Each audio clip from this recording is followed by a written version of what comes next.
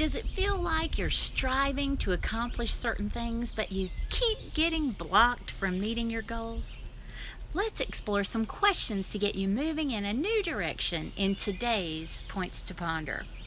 Hello, I'm your Christian coach, Jo Heather Dodson.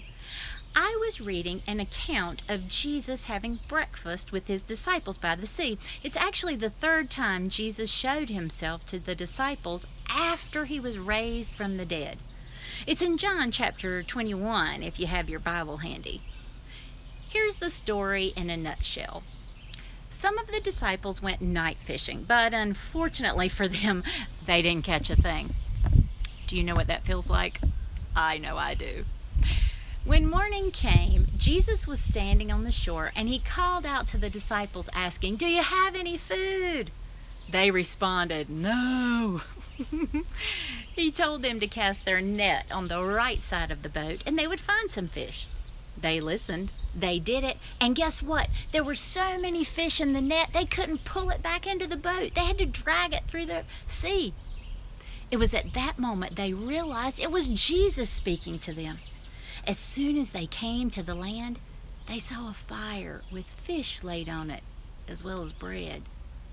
Jesus then invited them to bring some of the fish they had caught. Here's what drew my attention as I read those words. Jesus already had fish cooking on the shore. He didn't need their fish, but he knew the desires of their heart as fishermen. It was to catch fish.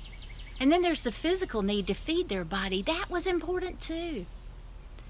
They experienced in the same moment a truth we can learn from today.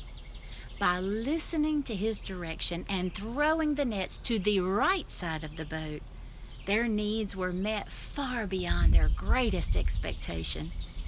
And here's another cool part. Jesus didn't say, "Hey, I've already got fish cooking here." Instead, he invited them to bring the fruits of their labor to the meal.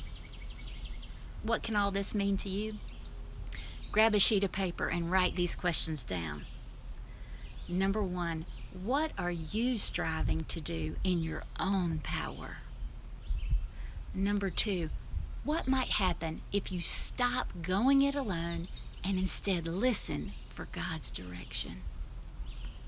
Number 3, how will you acknowledge the Lord when your supply is met? Thanks for joining me. You can find out more about me and my coaching practice at yourchristiancoach.net. I'll see you next Tuesday as we chat more about Points to Ponder.